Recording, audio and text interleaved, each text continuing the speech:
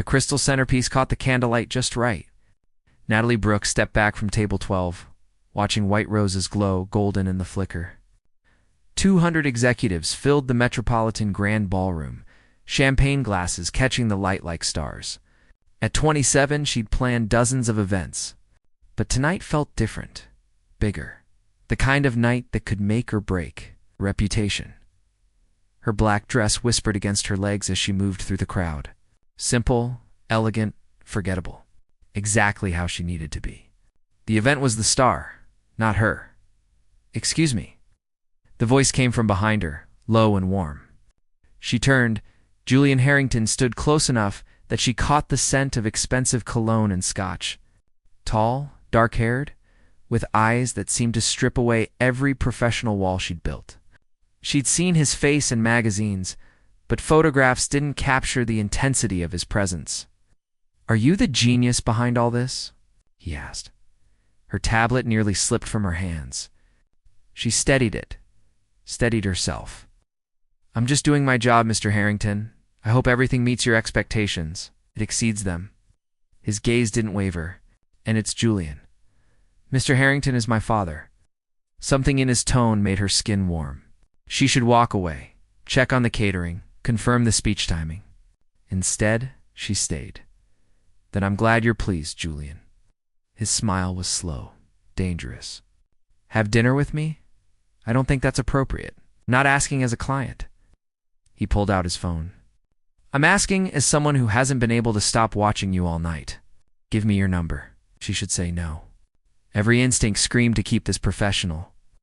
To protect the boundary between her world and his, she gave him her number anyway. 3 days later, her phone rang at midnight. His voice filled her dark bedroom like smoke. "I can't stop thinking about you, Natalie. Tell me I'm not alone in this." She pressed the phone closer. "You're not alone, Ede. There's a small Italian place in Riverside. No photographers, no crowds. Just us. Why does it need to be secret?" He paused. The silence stretched long enough that she almost hung up. "Because when my family finds out about you, and they will, I want to be sure we can handle the storm. Can you trust me?" The question hung in the air between them. Trust. Such a small word for such a massive ask. "Friday," she whispered. "Friday," he confirmed. And something in his voice sounded like a promise. 6 months disappeared like smoke. Natalie learned the geography of Julian's penthouse by touch, could navigate his kitchen blindfolded, knew which floorboards creaked on Sunday mornings when she tried to let him sleep, but she'd never met his mother, never had coffee with his friends, never been photographed by his side. "Just a little longer," he'd say, his fingers threading through her hair in the darkness. "My father's handling a merger. The timing's not right." Then it was his mother's health, then the board evaluation. Always something, always logical. It's always leaving her feeling selfish for wanting more. Rachel's voice cut through her. Thoughts as they sat in their usual coffee shop. 6 months, Nat. 6 months of hiding. Does that seem normal to you? His situation is complicated. Everyone's situation is complicated. Rachel's latte sat untouched. "That doesn't mean you become a secret." Heat flushed Natalie's cheeks. "You don't understand his world. There are rules, protocols. Or maybe there's something he's not telling you." The words followed Natalie home. That night, she did what she'd avoided for half a year. She searched his name. Really searched. The engagement announcement glowed on her laptop screen like an accusation. Julian Harrington and Catherine Sinclair. 2 years ago, wedding postponed due to business complications. Postponed, not canceled. When Julian's key turned in her lock an hour later, was waiting. Her laptop sat open on the coffee table between them like evidence. "Who is Catherine Sinclair?" His face went white. "That was a long time ago." 2 years isn't long. And it says postponed, not canceled. "Natalie, it's complicated." That word again, that word that had smoothed over every doubt, every question, then uncomplicated. "Tell me the truth." He sat heavily, head in his hands. When he looked up, guilt carved lines into his face she'd never seen before. "Oh." "My family arranged it." Catherine and I grew up together. Our families have business ties going back decades. The engagement was about merging companies, not lives. Her heart hammered. Is it still happening? The pause stretched too long. You've been pushing us to set a date, he admitted. But it doesn't mean anything. I don't love her. I love you, then choose me. The words came out steady, cold. Call off the engagement. Tell your family about us. I need more time. How much time? I don't know. She saw it then, written in every line of tension across his shoulders, every second of hesitation. He was never going to choose her. He was never going to risk his inheritance, his family's approval, his carefully constructed life, but looking at him, at the man she'd fallen for in stolen moments in secret rooms, she realized something worse. She wasn't ready to let go. Get out, she whispered. Natalie, please, get out. Her voice cracked. And don't come back unless you're ready to stop hiding me like I'm something shameful. He stood slowly. At her door, he turned back. I do love you, just not enough. The door closed. She sat in the silence, her laptop still glowing with proof of his betrayal, and made a decision that felt like self-destruction. She would wait. She would give him one more chance. She pulled out her phone and typed, I'm sorry. I overreacted. Can we talk? His response came immediately. I'm coming back. 8 months became 9. 9 became 10. Julian kept promising next month, next quarter, after this deal closes. Natalie kept believing him because the alternative meant admitting. She'd wasted a year of her life on a man who would never claim her in daylight. Rachel stopped asking about him. That hurt worse than her questions had. Then the invitation arrived. Cream cardstock, gold embossing. Catherine Sinclair and Julian Harrington request the honor of your presence. The wedding was set for Saturday, 3 weeks away. At the Rosewood estate, Natalie's hands shook as she held the invitation. It had been sent to her business address. For a moment, she thought it was a mistake. Some cosmic joke. Then she saw the note tucked inside. Handwritten on matching cardstock, we'd love for you to plan our engagement party. Your work at the Harrington Gala was exceptional. Name your price. The signature was Catherine's. She didn't know. Catherine Sinclair had no idea that the event planner she was hiring had been sleeping with her fiancé for nearly a year. Natalie's phone buzzed. Julian's name lit up the screen. She answered, Did you know about this? About what? His voice carried the warmth it always did when he called. Like she was precious. Like she mattered. The wedding invitation. The engagement party. Did you know your fiancé was going to hire me? Silence. Then, quietly, Catherine handles the party planning. I didn't know she'd reach out to you, but you knew about the wedding. Natalie, you knew. Her voice rose. You've been sleeping in my bed telling me you love me, and you set a wedding date. I was going to tell you. I was waiting for the right moment. There is no right moment for this. She was shouting now, pacing her apartment with the invitation crumpled in her fist. You're getting married in 3 weeks? I have to. My father made it clear. If I don't go through with this, I lose everything. The company, my trust fund, my family, everything. You have me. That's not enough. The words came out fast, desperate. You don't understand what you're asking me to give up. Something inside her broke clean, not shattered. Just snapped, like a bone setting wrong and finally breaking to heal properly. You're right, she said, her voice steady now. Calm, I don't understand. Because I would have given up everything for you. But I'm not enough for you to risk anything. Don't do this. I'll plan your engagement party, she said. Professional rate, full service. And then I never want to see you again, Natalie, please. She hung up. Then she called Catherine Sinclair's number from the invitation. Miss Sinclair, this is Natalie Brooks. I'd be honored to plan your engagement party. Catherine's voice sparkled with excitement. Oh, wonderful. Julian will be so pleased. He's mentioned how talented you are. The irony tasted like copper in her mouth. I'm sure we'll create something unforgettable. She spent the next week planning the perfect party. Intimate, elegant, everything Catherine wanted. She met with Catherine 3 times. The woman was kind, genuine, excited about her future with a man who whispered other promises into Natalie's voicemail every night. Julian's messages piled up. We need to talk. This doesn't have to end. I can't lose you, please. She deleted them all. The engagement party was flawless.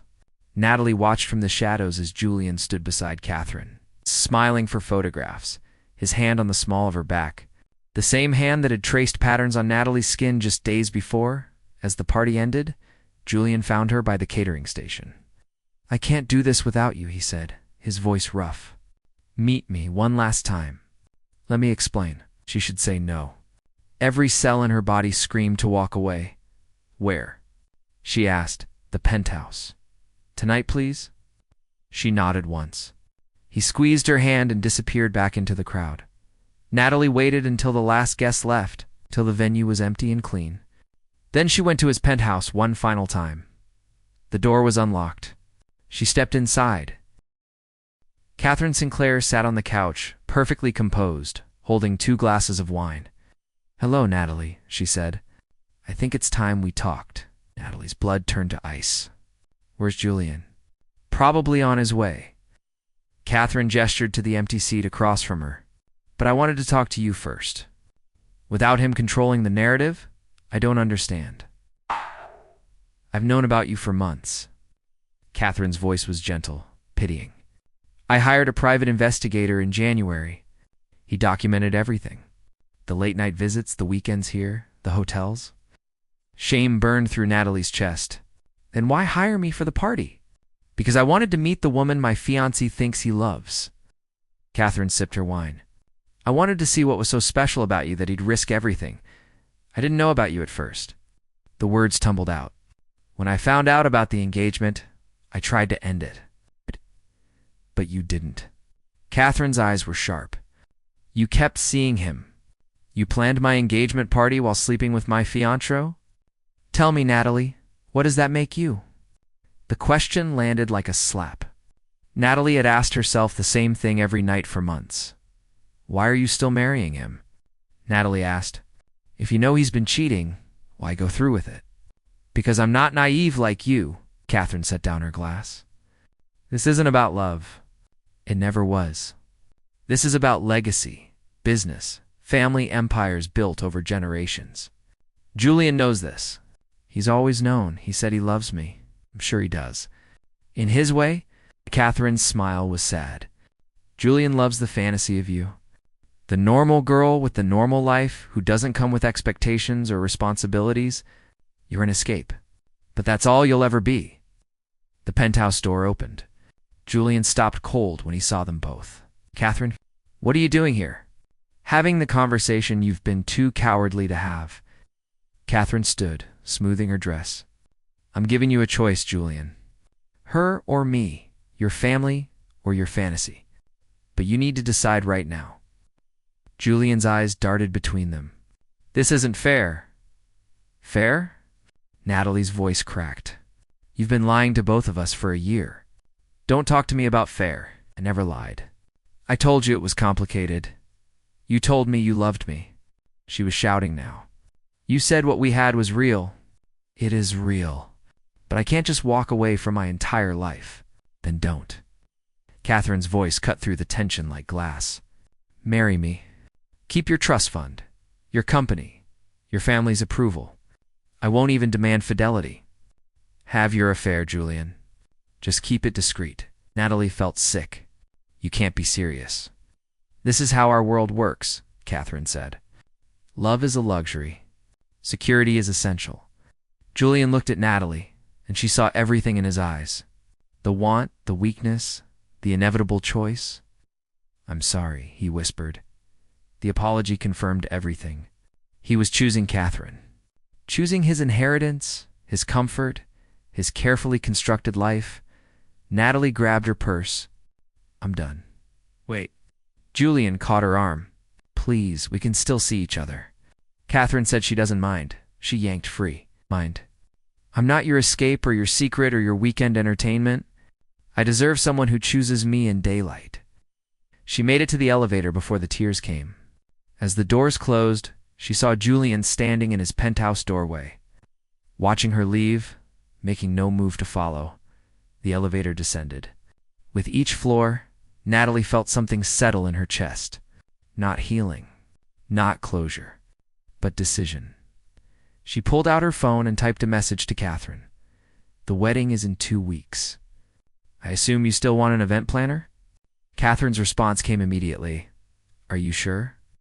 Natalie typed back, "I'll give you the perfect wedding. But I need a favor in return. Name it. When you walk down that aisle, I want to be there. Not as the planner. As a guest." 3 dots appeared, disappeared, appeared again. "Front row," Catherine replied. "I'll have your invitation delivered tomorrow." Natalie stepped out of the building into the cool night air. For the first time in months, she could breathe. She had 2 weeks to plan the perfect revenge. The Rosewood estate glowed in the afternoon sun. White roses everywhere, the same ones from the gala where this had all started. Natalie sat in the front row, wearing red, the only splash of color in a sea of pastels and neutrals. Julian saw her the moment he took his place at the altar. His face went white. She smiled. Catherine walked down the aisle in ivory silk, her father's arm linked through hers.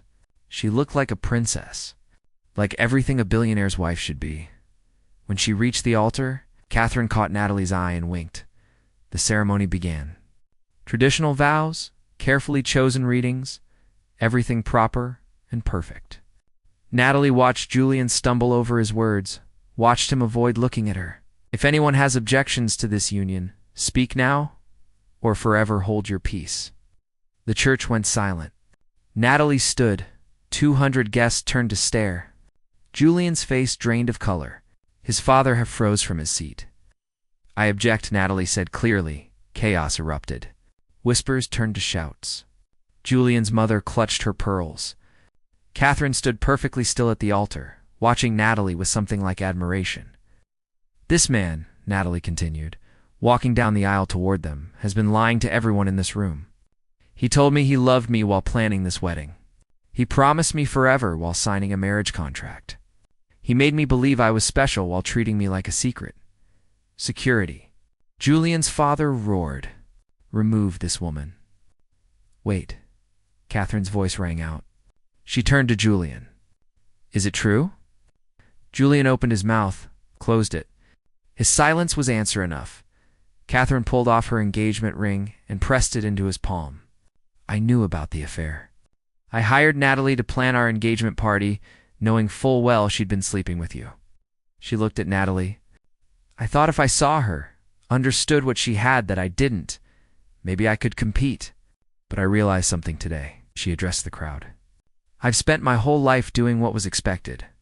Marrying who I should marry, saying what I should say, being who I should be, and I'm done."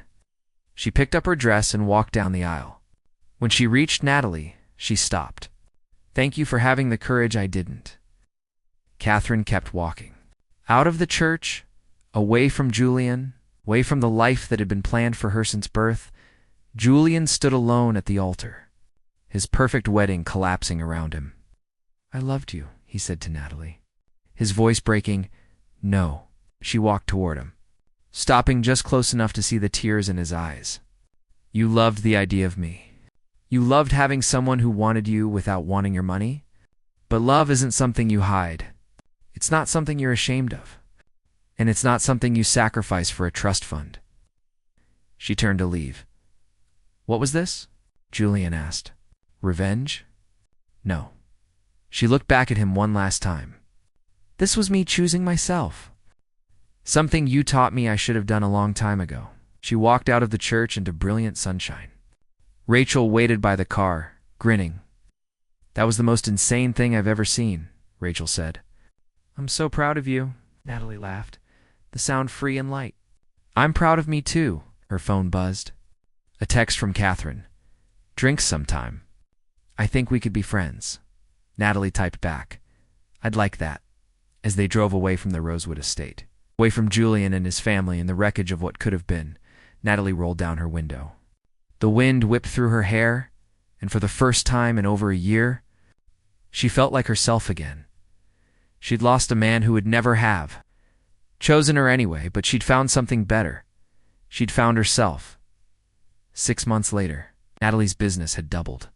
She'd hired 3 assistants and turned down a lucrative contract from Harrington Industries with a polite, professional email. Catherine had started her own venture capital firm, funding women-owned businesses. They had coffee every Tuesday. Julian had called once, 3 months after the wedding.